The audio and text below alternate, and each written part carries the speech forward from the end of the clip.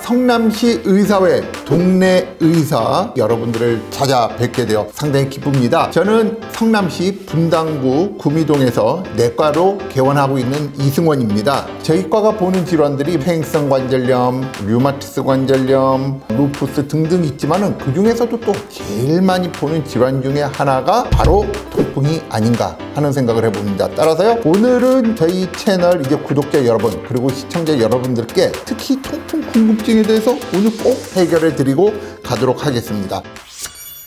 제가 진료실에서 가장 많이 받는 질문들을 뽑아서요, 여러분들께 그 질문들에 대한 해답을 좀 드리고자 합니다. 첫 번째 질문입니다. 통풍 환자들이 가장 많이 하는 질문 중에 하나인데요. 통풍약 과연 평생 먹어야 하냐? 정말 지겹죠. 저도 사실 고혈압 환자입니다. 고지혈증 환자이기도 하고요. 저도 그냥 매일 약 먹고 있는데 지겹습니다. 이런 관절염이 뭐 자주 오는 것도 아니고 1년에 뭐 2번, 1번 뭐 이렇게 오는데 과연 통풍약을 평생 먹어야 하나? 라는 질문을 합니다. 그냥 아플 때만 먹어도 되는 거 아니냐? 하지만 통풍은요, 그냥 관절염만 일으켜서 통증만 유발하는 질환이 아닙니다. 통풍은요, 관절을 망가뜨립니다. 불구를 유발할 수 있습니다. 무릎, 발목, 발가락 이런 데를 주로 오지만 팔꿈치나 심하면 뭐 손가락도 올 수 있고요. 그렇게 해서 관절을 망가뜨리거든요. 그렇기 때문에 자주 오시는 분들은 이제 기준을 이제 1년에 2번까지는 좀 봐줄 수 있어요. 근데 1년에 3번 이상 나오면 약을 장기간 먹어서 요산을 6 이하로 조절을 해줘야 됩니다. 또 하나, 요산은요 관절에만 침착이 되는 게 아닙니다.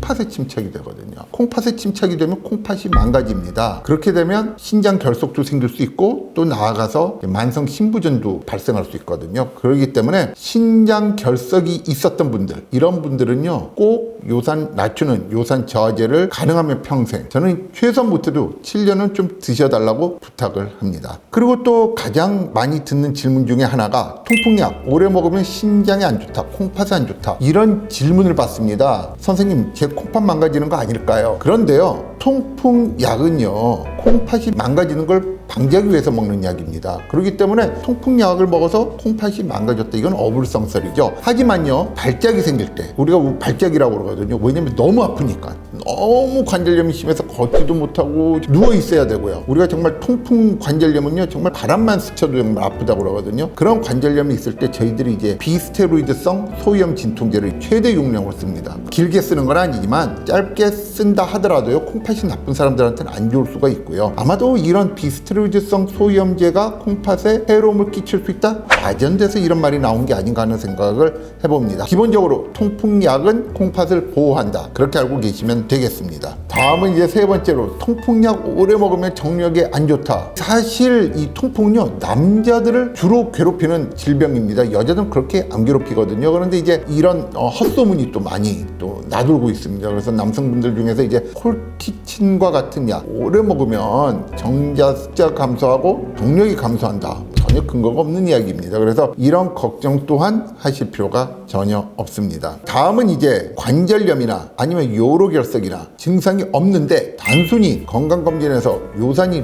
높아서 또 저를 찾아오는 분이 계십니다. 요산이 9, 10 이런 분들은 이제 아무 증상이 없고요, 무증상인데 걱정이 돼서 약을 계속 먹어야 되는지 또 너무 걱정이 많아서 또 약을 드시려고 오시는 분들도 계십니다. 그러면 이런 분들은 약을 먹어야 되느냐? 일반적으로 약을 먹을 필요가 없습니다. 그냥 관찰하면 됩니다. 왜냐하면 요산이 높다고 꼭 통풍성 관절염이 생기는 것도 아니고요, 꼭 콩팥이 망가지는 것도 아닙니다. 그래서 그런 분들은 약을 안 먹고 지내도 되는데, 일부 연구들을 보면은요 요산이 10 이상인 경우에는요 요산을 낮추는 약을 써야지 관절염을 예방하고 신장 기능도 예방하고 그래서 건강에 좋다라는 연구 결과도 있습니다. 하지만 일반적으로 증상이 없이 요산만 높은 경우에는 약을 안 드셔도 됩니다. 다음은 이제 통풍에 안 좋은 음식들 알려주세요. 옛날에는요 퓨린이 높은 음식, 그런 음식들을 먹지 말라고 그랬고요, 고기도 무조건 먹지 말라고 그랬고요, 술은 당연히 마시면 안 되고요, 뭐 이렇게 다 빼다 보니까 먹을 수 있는 음식은 딱 한 가지 남았습니다. 탄수화물. 그런데 말이죠, 통풍을 가지신 분들은 보통 고혈압이나 고지혈증, 당뇨병과 같은 성인병이 잘 동반되거든요. 이런 분들이요 탄수화물만 먹으면 어떻게 되겠습니까? 살찌죠, 당 올라가죠. 그래서 결과적으로 봤을 땐 통풍에 악영향을 부영향을 미칠 수도 있고요. 왜냐하면 비만이신 분들이 통풍에 더 잘 걸리거든요. 같이 동반되는 여러 성인병들이 악화가 될 수 있습니다. 그래서요, 요새는요, 음식을 그렇게까지 엄격하게 조절하라고 권하지를 않습니다. 실제로요,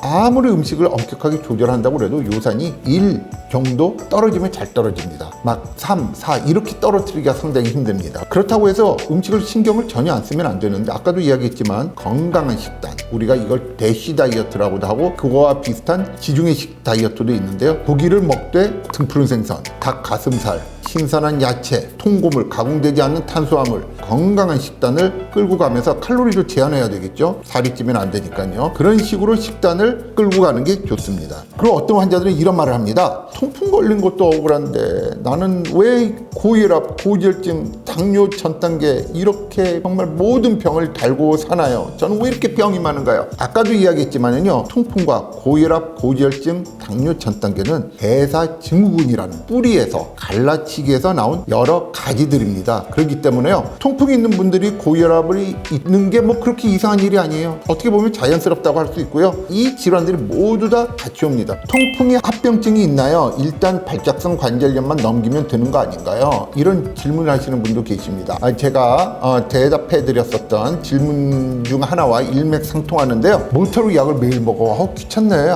나는 그냥 아플 때만 먹을 거야. 아플 때만 좀 열심히 한 5일 먹으니까 가라앉네. 뭐 이렇게 그냥 지내지 라고 생각할 수 있는데요. 다시 한번 강조를 하지만 통풍성 관절염이 1년에 3번, 4번, 5번 자주 오시는 분들은요, 요산 저하제를 쓰지 않으면은요, 관절이 망가지거나 신장이 망가질 수 있는 합병증이 생길 수 있습니다. 자, 마지막으로 이거는 질문이라기보다는 제가 좀 강조하고 싶어서 올렸는데요. 이 요산 저하제는 크게 두 가지가 있습니다. 알로퓨리놀 그리고 페부소스탄, 이렇게 두 종류가 있는데요. 어떤 약이 더 좋으냐? 논문들을 보면은요, 이 알로퓨리놀이요, 아주 약간 더 생존율을 좀 증가시키는 걸로 돼 있어요. 그리고 두 번째, 알로퓨리놀과 페부소스탯이 똑같이 요산을 10에서 6으로 낮췄다고 가정을 해도요, 발작성 관절염의 빈도를 보면은요, 알로퓨리놀이 더 낮은 걸로 돼 있어요. 그렇게 보면은 아니 당연히 알로퓨리놀 써야지 왜 페부소스탯을 써? 이렇게 생각할 수 있는데요. 문제는요, 알로퓨리놀은요, 아주 심각한 부작용을 가지고 있는 약입니다. 흔하진 않아요. 되게 드물긴 하지만은요, 스티븐 존슨 증후군이라고 하는 이 약물 알레르기 반응을 일으킵니다. 이 반응을 일으키면은요, 일반 약 먹고 생기는 알레르기 반응, 가렵다, 발진이 조금 생겼어, 이 정도가 아닙니다. 응급실에 실려갑니다. 열도 펄펄 나고 피부가 다 벗겨지고요, 빨개지고 심각한 부작용이 생길 수가 있습니다. 그래서요, 의사들 입장에서는 저도 그렇고요, 이 알로퓨리놀 처방을 하기가 상당히 겁이 납니다. 그렇다고 해서 알로퓨리놀이 페부소스탯보다 뭐 생명 연장 효과가 월등히 좋다 이러면은 알로퓨리놀로 가야죠. 위험성을 감수하고라도요. 그렇지는 또 않거든요. 차이가 없다라고 이야기하는 논문도 있습니다. 이런 약을 처방받기 전에는요,